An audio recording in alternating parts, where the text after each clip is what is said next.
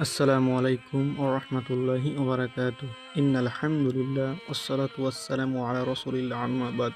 আউযু বিল্লাহি মিনাশ শাইতানির রাজিম। বিসমিল্লাহির রহমানির রহিম। তাবিজ কত প্রকার? তাবিজ বিশারদগণ সমস্ত তাবিজকে চার ভাগে ভাগ করিয়াছেন, যথা ১ আতশী তাবিজ, ২ বাদী তাবিজ, ৩ আবি তাবিজ, ৪ খাকি তাবিজ। প্রথম প্রকারে হচ্ছে আতশী তাবিজ। ওই সকল তাবিজকে বলা হয় যাহা আগুনের মধ্যে ফেলিয়া দেওয়া হয় কিংবা চুলার মধ্যে বা পার্শ্বে গাড়িয়া রাখা হয়।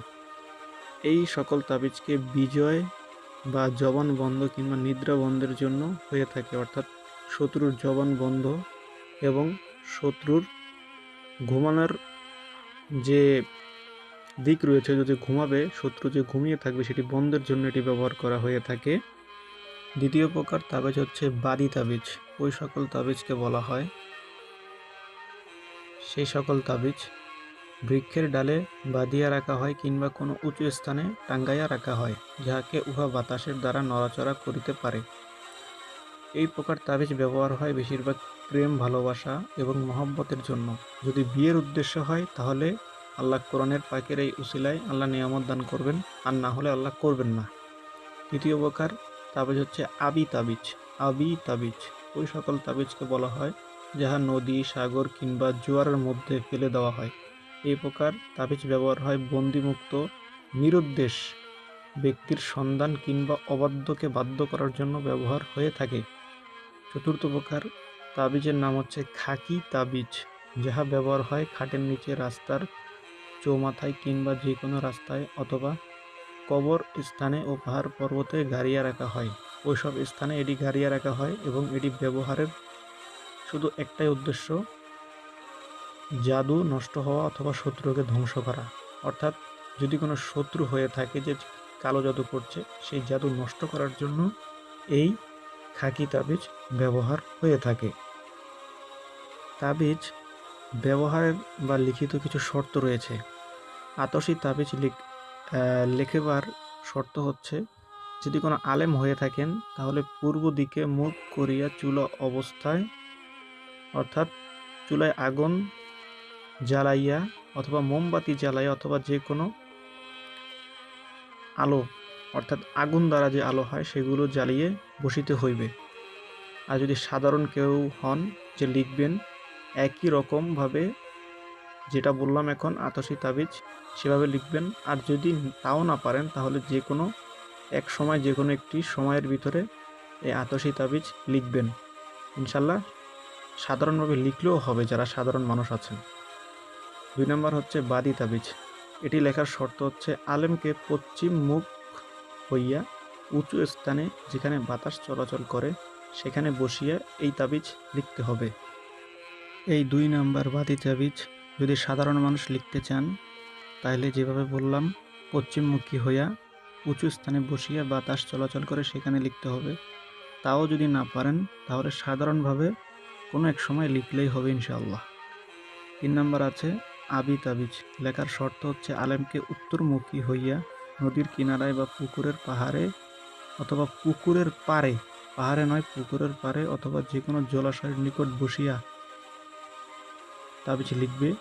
যদি উপরোক্ত প্রকারের স্থান পাওয়া না যায় তাহলে এক কলসিতে পানি ভর্তি করিয়া উহার পার্শ্বে বসিয়া তাবিজ লিখতে হবে। সাধারণ মানুষ চাইলে আলেম যেভাবে লিখবে সেভাবে যদি না পারেন তাহলে সাধারণভাবে লিখলে হবে। ৪ নম্বর হচ্ছে খাকি তাবিজ।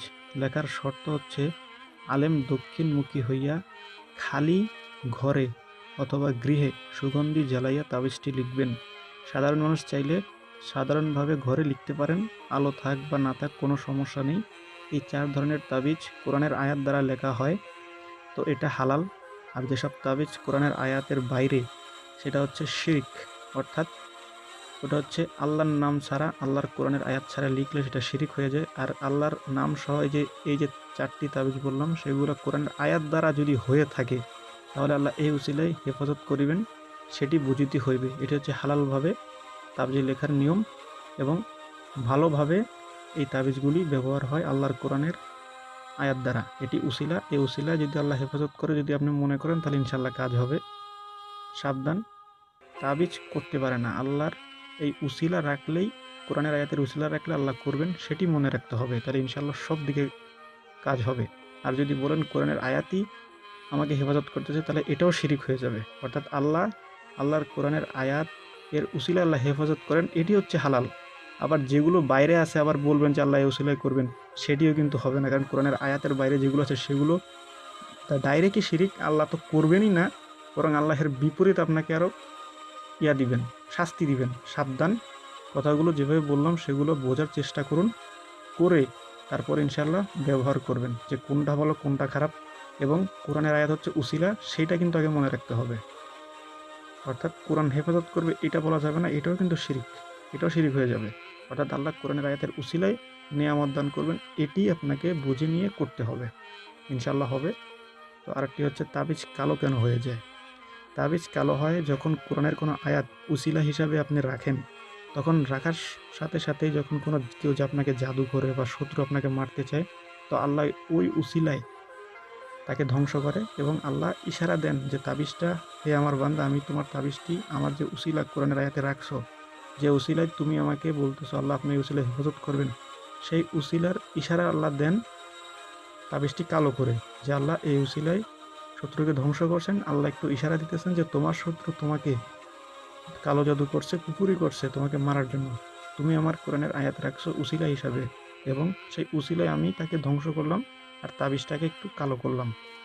অথবা যে জাদু করেছে এটি তাবিজটা আল্লাহ এই কোরআনের তাবিজের আয়াতের উসিলায় কেটে দিয়েছেন, কোরআনের আয়াতের উসিলায় আল্লাহ কেটে দিয়েছেন, সেই উসিলায় তাবিজটি কালো হচ্ছে। অথবা আল্লাহ, স্বয়ং আল্লাহ রব্বুল আলামিন তাবিজটি কালো করে দিচ্ছেন এবং ইশারা দিচ্ছেন যে আমি শত্রুকে ধ্বংস করছি এবং তোমার তাবিজটা একটু কালো করে দিলাম, তুমি বান্দা বোঝার চেষ্টা করো যে ভয়ের কিছু নেই, আল্লাহ আমি আসি। অর্থাৎ এখানে বোঝাই যাচ্ছে যে তাবিজ যখন কিছুদিন পর হালকা কালো হয়, অতি বেশি কালো হয়, তখন জাদু আল্লাহ রব্বুল আলামিন এই কোরআনের পবিত্র কোরআনের পাকের আয়াতের উসিলায় আল্লাহ রব্বুল আলামিন জাদুটি কেটে দেন। কেটে দেওয়ার সাথে সাথে আল্লাহ পাক ইশারা দিয়ে কালো করে বলেন যে আমি জাদু কেটে দিয়েছি কোরআনের আয়াতের উসিলায়, আমার বান্দা আমি তোমাকে হেফাজত করেছি এবং সেই তাবিজটি আমি একটু কালো করে দিলাম তোমাকে বোঝার জন্য যে জাদুটি আল্লাহ রব্বুল আলামিন কেটে দিয়েছেন। আশা করি বুঝতে পেরেছেন, ইনশাআল্লাহ বুঝাতে পারছি। ওনা আখিরত আলহামদুলিল্লাহি রব্বিল আলামিন। আসসালাতু ওয়াসসালামু আলাইহি ওয়া রাসূলিল কারীম। আসসালামু আলাইকুম ওয়া রাহমাতুল্লাহি ওয়া বারাকাতুহু।